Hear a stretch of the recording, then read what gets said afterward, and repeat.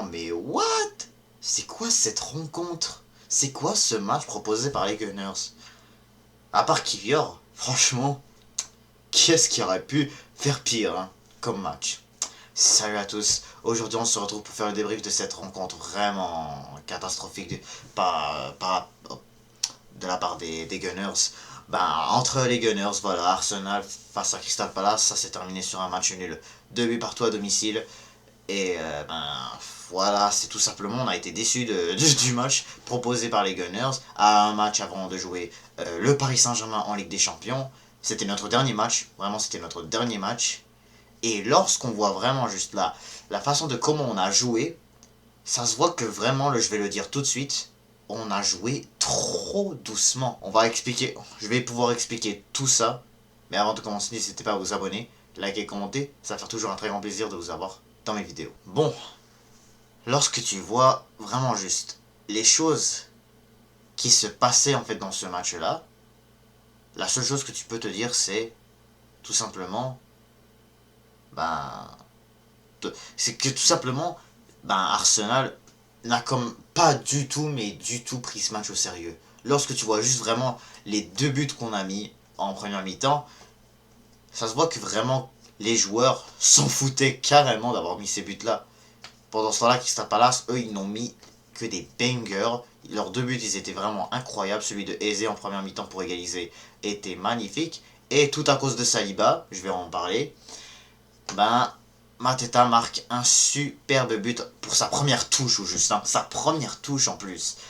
C'est un peu honteux, soi-disant, mais écoute là, le titre, voilà. Liverpool n'ont même pas besoin de gagner s'ils veulent le titre, ils n'ont qu'à faire match nul, voilà, ils gagnent le titre grâce à ce qu'on a fait match nul aujourd'hui 2-2. Et comme bien sûr, il n'y a qu'un match, en tout cas, il n'y a qu'une compétition pour l'instant, et en particulier un match qui est hyper important pour les Gunners, c'est ce match aller qui est surtout la semaine prochaine, contre le Paris Saint-Germain, mardi prochain. J'attends cette date avec impatience, mais après à voir ce match, c'est comme j'ai un peu des stress, mais en même temps, on peut les comprendre aussi. Parce que là, juste qu'on voyait juste le match en fait, ça se voit que vraiment l'équipe a comme joué, mais tout simplement, la plupart des joueurs voulaient pas se blesser en fait. Quelque chose que j'ai bien remarqué euh, lors de ce match, c'est que vraiment, il y avait au juste pas de.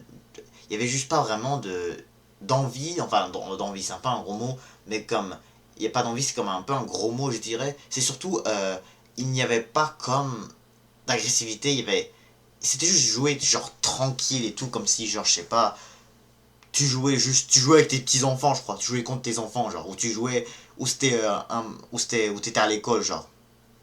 C'est comme, c'est un peu, c'était vraiment, parce que vraiment c'était faible hein. J'ai pas vraiment j'ai pas vraiment comme vu des moments, c'est pas comme si vraiment on avait joué le Real Madrid ou quelque chose comme ça. Vraiment là, on était faible, c'est comme à peu près avec Brentford, et là on concède notre 13e match nul de la saison. Exactement, ça semble le fait que surtout on veut éviter des blessés, et je trouve que c'est pas non plus idiot comme affaire hein, parce que quand même on se souvient des fois lorsque on avait parfois des matchs parce qu'on s'imposait et tout, et que là, exemple, Gabriel s'est blessé, donc là on se disait, que ça allait être compliqué face au Real Madrid et tout, donc là contre le Real Madrid, mais finalement on s'est imposé avec un très très bon Kivior, d'ailleurs qui était pour moi le meilleur joueur de Arsenal aujourd'hui. Mais on va bien sûr revenir sur l'équipe qu'on a vue aujourd'hui face à Crystal Palace, et qu'est-ce qu'il faudra bien sûr qu'on améliore beaucoup si on veut bien sûr passer cette grande équipe parisienne qui est très bonne cette année-là comme vous le savez. Et aussi, ce qu'il faut se dire à propos de cette rencontre, c'est que surtout, qu'est-ce qui pourrait nous arriver plus tard dans les 4 prochains matchs qui nous restent dans cette première ligue. Vous savez quoi? Je pense que je vais commencer par parler de ça en fait. Parce que là en fait, lorsque tu vois vraiment, surtout que les Gunners là maintenant, et que là surtout les Gunners maintenant, dans ce mois d'avril, c'est 2 victoires en première ligue et 3 nuls. Là, je parle en première ligue bien sûr. Ensuite là maintenant il reste encore 4 rencontres. Il reste encore à jouer, bien sûr, Bournemouth à domicile. Liverpool à l'extérieur, Newcastle à domicile et puis Southampton, voilà pour le dernier match de la saison. Donc voilà, bien sûr, sur ces 4 équipes là on peut dire que Southampton ça va être pas si compliqué que ça, la vérité. Euh, Par contre les 3 autres là, ils peuvent nous causer des problèmes hein, si vraiment on continue de ne pas jouer serré comme ça. Tu joues comme ça vraiment face à ces équipes là, ça peut même te faire te battre hein. Lorsque tu vois vraiment que City, à part la FA Cup, ils n'ont pas vraiment grand chose à jouer, à part que vraiment ils doivent essayer de se qualifier pour la Champions League. Quelque chose que je pense qu'ils devraient avoir déjà, que les joueurs devraient avoir déjà accompli pour le reste de la saison, avant de bien sûr jouer cette Coupe du Monde des clubs cet été-là. Mais exemple, voilà, il y a Newcastle, il y a Nottingham Forest qui voudront bien sûr encore monter dans cette course au titre. Et pas course au titre, qu'est-ce que je raconte dans cette course, voilà, au top 3 là, au juste ça s'appelait la course au top 4 ou top 3 là, mais ils peuvent même nous rattraper aussi hein. Maintenant on est à 67 points. Maintenant City, après quand même avoir gagné, après avoir repris les victoires depuis quand même depuis début mars, je crois la dernière fois qu'ils avaient perdu c'était avec dans le match face à Nottingham Forest si je me trompe pas. Le reste vraiment c'était je crois 2 nuls, sinon le reste c'est des victoires. Donc vraiment cette équipe là faudra, donc là c'est sûr que vraiment si tu veux vraiment pas garder si tu veux vraiment pas faire cette deuxième place, faudra quand même que même dans ces matchs de première ligue tu te réveilles hein. Malgré que voilà le titre c'est pour les Reds certainement, mais c'est sûr que moi je ne veux pas du tout arriver au stade de peut-être même ne pas jouer cette Champions League la saison prochaine, surtout si voilà on passe pas le Paris Saint-Germain ou on perd la finale contre le Barça, ouais, ou l'Inter Milan. Mais en tout cas, ce que je veux dire surtout, c'est que là, il faut juste que là, ce genre de match-là, là, ça me tente plus vraiment de les revoir quand même là. Quand même là, arrêtons de voir ce genre de match-là, là, parce que franchement, là, c'est des matchs que tu dois quand même t'imposer, genre. C'est pas des matchs où tu dois juste, c'est bon, on joue comme ça et tout, là. Non, quand même, tu dois t'imposer. Mais en tout cas, c'est sûr que vraiment, là, d'un côté, ce qui est compréhensible, excusez-moi, c'est surtout que vraiment, il faut juste que les joueurs maintenant soient juste en bonne forme physique pour jouer les Parisiens. C'est là maintenant où on va parler maintenant de l'équipe. Et en tout cas, après vraiment le fait qu'on s'est bien sorti sur un nul et que vraiment on n'a pas vraiment entendu de blessés, là j'entends que vraiment, là vraiment j'arrive à le sentir bien. Surtout que même les Parisiens, pour le mentionner, avaient fait match nul cette semaine face à Nantes. Déjà ils avaient remporté la Ligue 1 donc... Mais pour les Parisiens, je pense qu'il leur reste encore une dernière rencontre avant de jouer Arsenal. Donc c'est sûr que si les Gunners, eux, ils voudront, comment dire ça, essayer, c'est sûr que les autres voudront rien être en forme. En tout cas, là maintenant, on aura une semaine pour préparer le match. Donc là, parce que là, voilà. Déjà, on a joué Crystal Palace aujourd'hui parce que eux, tout simplement, ils avaient une demi-finale de FA Cup à jouer, contrairement à nous, voilà. Donc c'est sûr que Palace maintenant. Donc c'est pour ça que vraiment le match a été plutôt déplacé à aujourd'hui, mercredi, et pas, voilà, il n'a pas été joué ce samedi. Mais peu importe, ça permet à Arsenal d'avoir surtout une semaine pour préparer la rencontre. La prochaine rencontre, c'est contre les Parisiens à l'Emirates Stadium. Et là maintenant, il faut qu'on discute de l'équipe. Sûr que là vraiment pour revenir au match contre le PSG, je vais bien faire une vidéo avant match pour en tout cas préciser vraiment quoi faire et surtout comment, quelle est la position qu'il faudra faire pour commencer cette rencontre. Et là maintenant, il faut juste maintenant qu'on parle. Maintenant, il faut qu'on revienne vite voir cette équipe d'Arsenal. Dans les buts de David Raya, d'un côté, je peux pas vraiment dire que c'est de sa faute aussi sur les 2 buts qui s'est fait prendre. Vraiment, les 2 buts, ils étaient juste magnifiques. Eze, c'était très bien tiré, comme je l'ai dit. Mateta, vraiment top corner, vraiment. En tout cas, un très beau là parce que vraiment, à quel moment Saliba, tu perds vraiment la balle à cet endroit-là. Et là, un bon joueur comme Mateta peut te mettre ce genre de but. Donc, c'est sûr que vraiment le fait que David Raya soit peut-être critiqué aussi parce que voilà peut-être que Crystal Palace aussi faisait bien la pression, faut le dire aussi, et aussi défendait super bien. Donc c'est sûr que vraiment on avait aussi d'un côté on avait aussi beaucoup du mal à vraiment mettre un but face à cette équipe là. Sinon bien sûr côté latéral, Skelly je pourrais dire que c'est correct hein. Et de l'autre côté Timber, ça allait quand même, en tout cas il a fait quand même de très bonnes choses dans ce match, il a fait une superbe passe D à Trossard si je me trompe pas, je crois que c'est lui qui avait fait la passe à Trossard, mais en tout cas, Les latéraux, en tout cas, je peux dire que ça a bien allé aussi. Hein. Je sais pas pourquoi j'ai dit à ce point-là de dire que euh, tout le monde a été genre nul, mais comme... C'est sûr que le match n'était juste pas exceptionnel de... Je parle de tout le monde. Hein. Même ces deux-là, je pense, je dirais pas vraiment que, qu'ils ont fait un top match. Mais c'est sûr qu'ils ont fait quand même l'essentiel au moins. C'est que voilà, c'était pas mal les seuls qui récupéraient les ballons. C'est pas comme vraiment il y en avait d'autres. Vraiment, wallah, il y en avait d'autres là. Je comprenais pas, ils faisaient quoi. Et ils perdaient les ballons. Et je vais en parler maintenant. Là, t'as William Saliba. Non seulement vraiment cette paire de balles qui permet à Palace de faire 2-2, mais aussi vraiment, il s'arrivait des fois où est-ce que vraiment, je sais pas, Saliba c'est vraiment surprendre par ce milieu de Crystal Palace. Et donc là, vraiment, surtout au moment où est-ce que cette équipe de South London a commencé à faire des changements, ben, au bout d'un moment, là, ça a motivé beaucoup cette équipe-là. Surtout que vraiment, là, on commençait beaucoup à ralentir, rendu à la fin de match et tout. Vraiment, on essaye juste de jouer, genre, lentement, là. Mais malgré tout, on a réussi à s'en sortir avec qu'un nul. Hein. Et surtout, vraiment, je crois que... Et surtout aussi, il faut qu'on parle de l'autre. Kivior. Kivior, vraiment, je peux que m'excuser sur ce joueur-là. Je l'avais beaucoup critiqué au début de la saison. Et là, maintenant, là, Gabriel est blessé. Il fait tout. Il fait tout pour, euh, pour garder vraiment les Gunners en vie, genre. C'est incroyable. Aujourd'hui, vraiment, il a fait des blocs exceptionnels. Dont un, vraiment, où est-ce que, ben, t'avais Crystal Palace carrément devant les buts. Et que s'il serait pas là, direct, je crois que c'était Nketiah qui allait faire un magnifique but contre son ancien club. Et là, il y a Kivior devant lui. Il est là, il l'empêche de marquer comme un soldat, genre. C'est incroyable.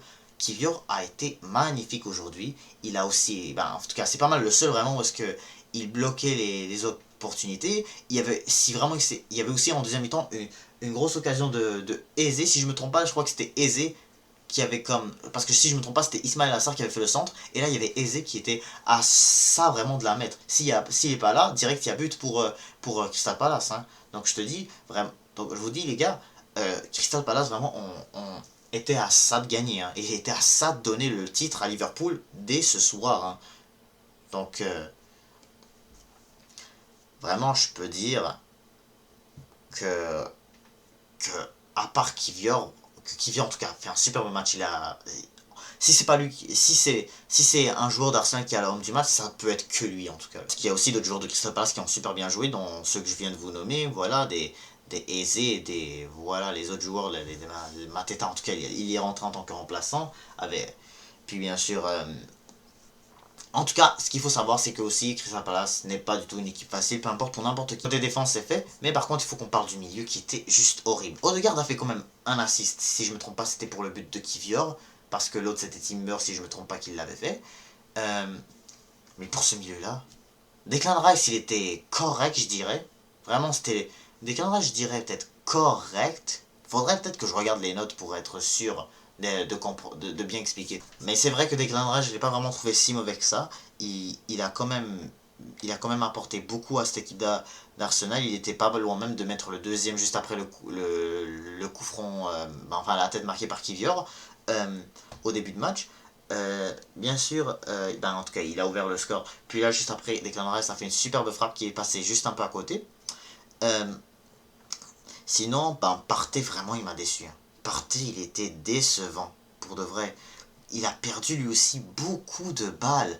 Des balles même inutiles, surtout vraiment dans l'axe et tout. Lorsqu'il essayait de dégager, il dégageait comme il dégageait comme si, je sais pas, c'était un arrosoir, genre. C'est bizarre, vraiment c'est bizarre comment Partey était pas fort du tout. Mais malgré tout, il voulait pas être. De toute façon, il jouera pas l'aller face au Paris Saint-Germain. Mais en tout cas, moi, là, ce que j'avais dit lors du match face à Ipswich, j'avais bien dit que moi, ce que je voulais voir dans ce match-là, c'est surtout une façon de pouvoir remplacer Partey.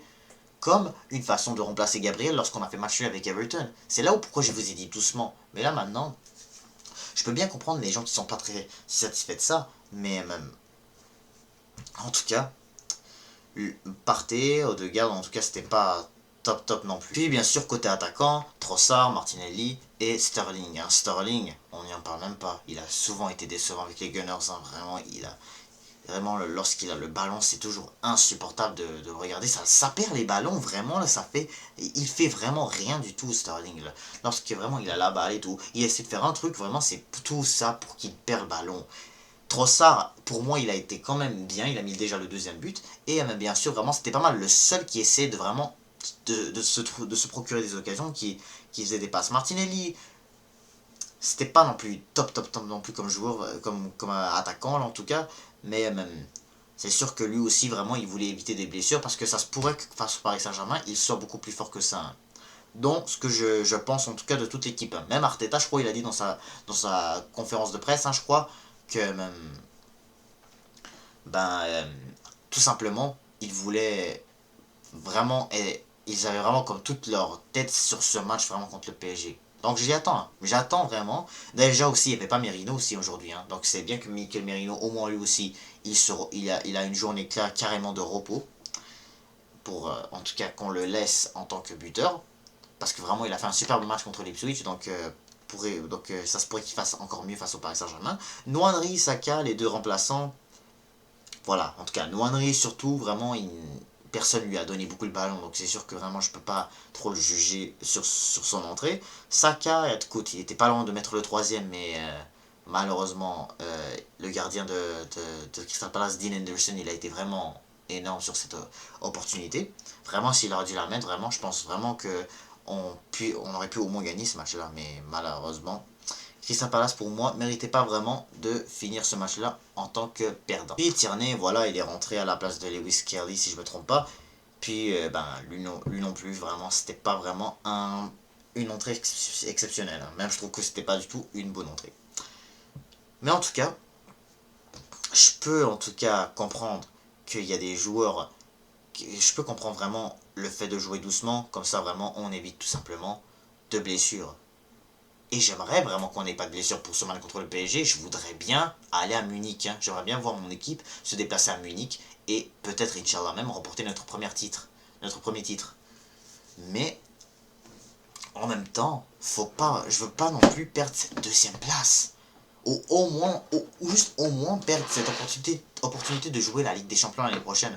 Donc c'est sûr que là, aujourd'hui, vraiment, ok, c'est bon, là, mais c'est sûr que vraiment, là, c'est sûr que vraiment, si vraiment face à des équipes beaucoup plus difficiles que tu vas affronter, Bournemouth, Liverpool, si tu perds face à ça, certainement le City, et que là, si City, parce que City va vraiment avoir des matchs simples, vraiment avant cette fin de saison, ils vont certainement gagner. Hein. Je pense qu'aujourd'hui, c'était leur dernier gros match hein, face à Aston Villa hier.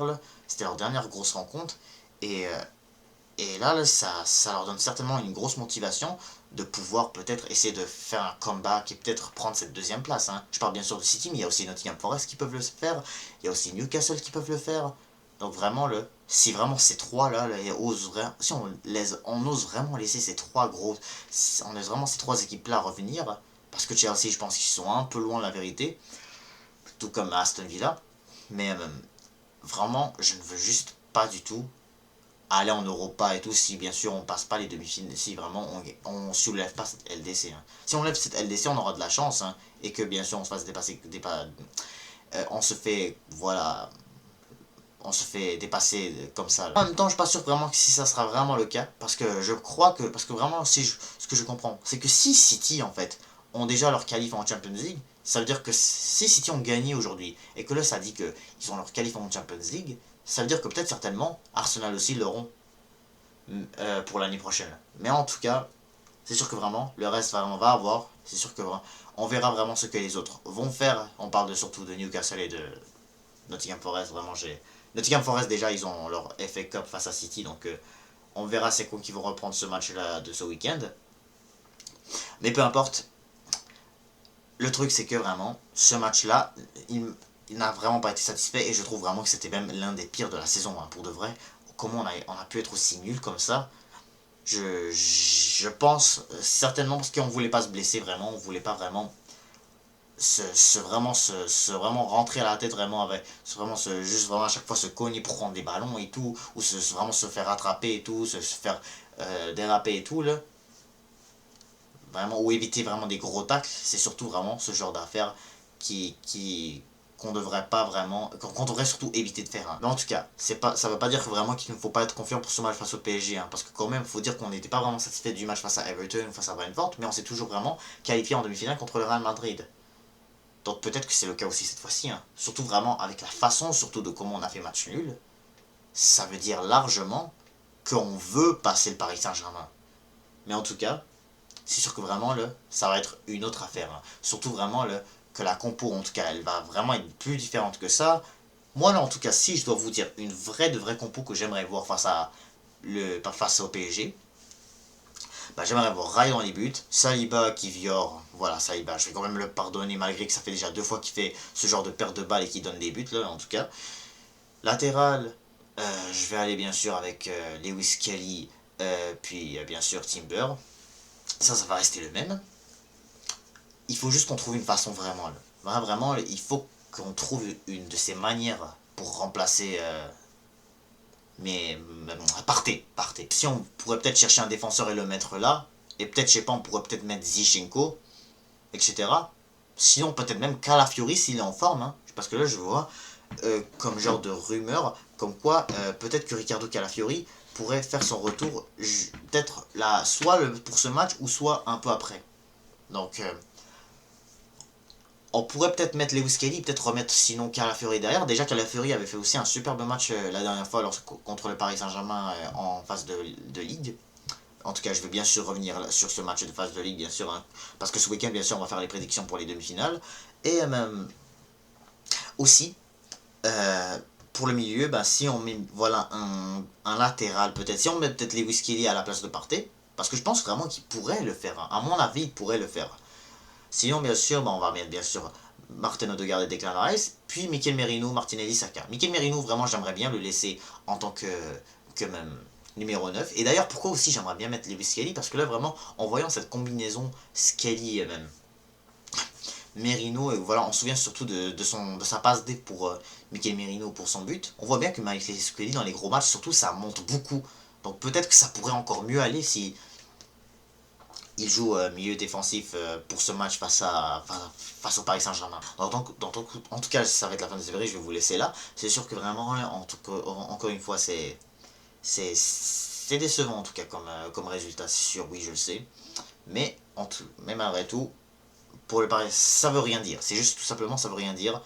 Faut pas vraiment mettre tout problématique, mais je peux comprendre que ce match peut être décevant. Donc, je peux comprendre que vraiment on a été nul et tout, et que vraiment ce genre d'erreur là, ça ne tente pas du tout de le revoir en tout cas. Là. Pas juste celle de Saliba. Je ne vais pas vraiment que viser Saliba, je vais parler aussi bien sûr de d'autres erreurs, des autres erreurs dont je vous ai parlé tout à l'heure. En tout cas, je vais m'arrêter là. N'hésitez pas à vous abonner, liker, commenter, et je vous dis à toutes.